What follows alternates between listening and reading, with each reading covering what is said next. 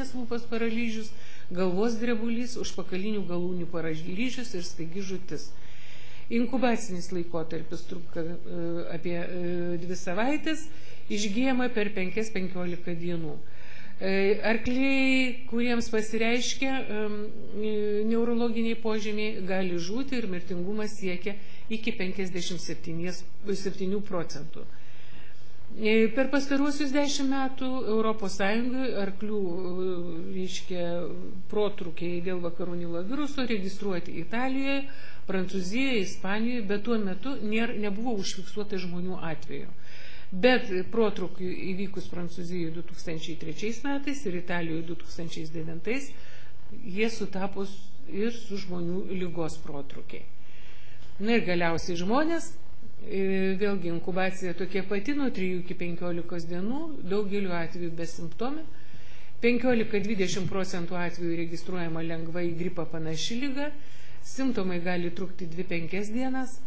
25-50% atvejų gali pasireikšti bėrimas, mažiau tikėtina yra neuroinvazinė lygos forma. Mažiau nei 1% atvejų vystosi nervų sistemos lygos, tai būtų meningitas, meningoencefalitas, ūmus glebus paralyžius, arba lygos eiga gali būti ir mišri.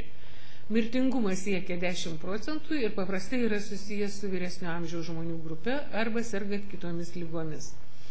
Vaikams stebimi retesni neurologiniai simptomai, dažniau diagnozuojamas meningitas nei encefalitas, lengvesnės yra neurologinės pasekmės ir ženkliai mažesnis mirtingumas. Tai galima sieti, kad lygos eiga tiesiog sunkėja su amžiumi. Aplinkos veiksniai turintys įtakos viruso perdavimo dinamikai. Tai aišku, kad natūralios uodų buveinės, nes jos paprastai sutampa su paukščių lizdavietėmis ir viskas yra šalia. Ir pramaitintojas ir uodas, kuris gali išnešioti virusą. Kaimo ir miesto gyvenvietėse pakanka dirbtinių uodų veisimosi vietų. Ir tai mes kalbam apskritai ir Lietuvoje, kad ir dėl uodų gausos, ypatingai šiltuoju metų periodu. Nes, kaip sakiau, šitiems kulekspipens uodams, kurie yra nešvarūs ir labai nereiklus, jiems tinka bet kokia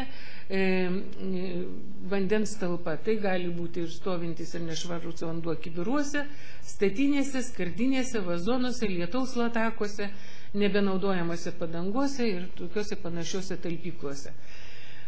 Miesto aplinkos infrastruktūra taip pat įtakoja, ypatingai požeminiai šildymo, kanalizacijos vamzdžiai, rūsiai, kuriuose susitelkia vanduo. Gali būti tinkama veistis uodams.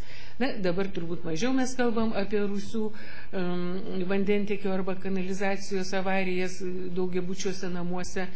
Galbūt labiau prižiūrima, kadangi už vandenį mokam. Kažkada tai, kai vanduo buvo nemokamas, tai iš tikrųjų tų avarijų būdavo labai daug ir tam pačiam Vilniui bėdos su kulekspipens uodais buvo pakankamai daug. Kokiegi aplinkos veiksniai įtakoja šio viruso perdavimą? Tai, kaip ir minėjau, temperatūra. Tai vienas iš svarbiausių veiksnių. Jis veikia tiek uodų veisimasi, nes kuo yra šilčiau, jeigu vandens yra, tuo greitesnis vystimasis uodo ir lygiai taip pat veikia virusų inkubacija uodo organizme. Kuo šilčiau, tuo greičiau. Kulekspipens lervų vystimasis prasideda esant +12 temperatūros, o optimaliai yra vystimosi temperatūra 25-30 laipsnių. Tai mūsų rūsiuose, kur praeina šildymo vamzdžiai, žiemą vasarą turim maždaug panašią tokią temperatūrą, tai kaip sakiau, jiems tas viskas labai tinka. Kokiegi dar veiksniai? Tai būtų uodų populiacijos tankumas, nes jeigu skraido vienas kitas ten uodelis, tai mažai šansų yra, kad jis ten kažką blogo padarys, pasiurbs kraujo. Jeigu uodų populiacija yra labai didelė, jeigu tinkamos sąlygos veistis, tai tas gali įtakoti ligos išplitimą. Uodų rūšis, kadangi specifiniai platintojai, uodų mitybos prioritetai, ką jie labiau mėgsta pulti, ar žmogų, ar laukinį gyvūną. Klimatinės sąlygos be jokios abejonės sausros metu nebus uodų, nes nebus tiesiog veisyklų, ir lygai imlių paukščių išplitimas. Kokie perdavimo būdai, kaip plinta pats virusas? Tai žmogus, kaip ir visi kiti, dažniausiai užsikrečia per uodo įkandimą. Uodas užsikrečia surpdamas infekuoto paukščio kraują, kuriame virusas cirkuliuoja keletą dienų. Gali būti virusas perduodamas ir kontakto metu su užkrėstais gyvūnais per jų kraują arba kitus audinius. Yra labai maža sirgusių žmonių dalis, kai buvo infekuoti per organų transplantacijas, kraujo perpėlimus ir motinos pieną. Amerikoje 2002 metais užsikrėtė 23 žmonės per kraujo komponentus. Taigi būtina nacionalinė kraujo paslaugų rizikos kontrolė šiuo atveju. Aprašytas vienas yra transplacentinis atvejis, iš motinos vaikui virusas buvo perduotas. Iki šiol nėra registruotas nei vienas viruso perdavimas nuo žmogaus per atsitiktinį kontaktą arba sveikatos priežiūros darbuotojų užsikrėtimo virusų atvejais, kai buvo laikomasi standartinių infekcijų kontrolės atsargumo priemonių. Yra užregistruotų atvejų, kai užsikrėtė laboratorijos darbuotojai. Diagnozės nustatymas koks būtų, tai IgG antikūnų serumų konversija arba reikšmingai padidėjęs antikūnų titras dviejuose paeiliui surinktuose darant vienos savaitės pertrauką mėginiuose ir tyriamas yra imunofermentinė analizė. IgM antikūnų nustatymas, irgi ta pačia analizė tyriamas, bei neutralizacijos reakcijos tyrimai. Viruso nustatymas galimas ir polimerazės grandininė reakcija, viruso išskirimas iš ląstelių kultūros. IgM antikūnai gali būti aptinkami beveik visuose smegenų skysčio, likvoro ir serumo pavyzdžiuose, paimtuose iš šio viruso infekuotų pacientų, kurie jau turi klinikinius požymius. Serume IgM antikūnai gali išsilaikyti ilgiau nei metus. Kadangi Europoje ne visose šalyse vienodai pasiskirstęs paplitimas šio susirgymo, tai yra ir skirtinga žmonių epidemiologinė priežiūra. Šiaip jau pagrindinis tikslas yra anksti nustatyti vakarų Nilo viruso infekciją ir jos išplitimą teritoriją. Atvejai gali būti nustatyti vykdant pasyvėją arba aktyvėją epidemiologinę priežiūrą. Europos komisijos moksliniam komitetui pritarus 2003 metais veterinarinės priežiūros parengtame priemonių pakete susijusi su visuomenės sveikata rekomenduojama, kad Europos šalyse, kuriuose nėra vakarų Nilo viruso protrūkių, turėtų įgyvendinti pasyvios priežiūros strategiją grindžiamą pranešimu apie kliniškai išreikštą encefalitą tarp žmonių ar arklių, dokumentais pagrindžiant etiologinį agentą. Pasyvioji priežiūra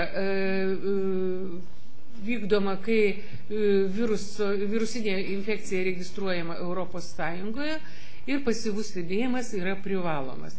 Informacijos šaltiniai tai būtų ligoninės, kurie diagnozuoja sunkų viruso infekcijos atvejį, kuriai būdinga neuroinvazinė ligos eiga su encefalitu, meningitu ar ūmaus paralyžiaus simptomais.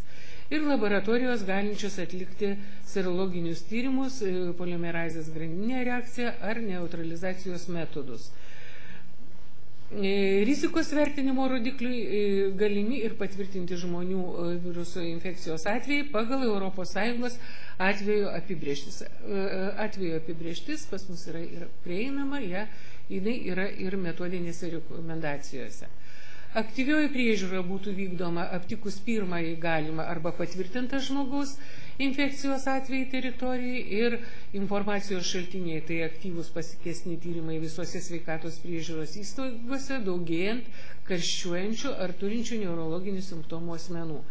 Rizikos vertinimo rodikliai būtų galimi ir patvirtinti žmonių infekcijos atvejai pagal ES atveju apibrėžti. Sustiprinta nustatytų atvejų priežiūra vykdoma, kai yra nustatytas tikėtinas arba patvirtintas atvejis, siekiant geriau suprasti galimą viruso poveikį, rizikos veiksnius arba klinikinę eigą užsikrėtus. Didelis dėmesys yra skiriamas žmogaus kilmės medžiagų stebėjimui. Tai priežiūros tikslas yra nustatyti potencialiai užkrėstus donorus. Pasyvi priežiūra vykdoma šalyse, kurioms grėsia viruso išplitimas tarp žmonių arba kuriuose buvo registruojami protrukiai.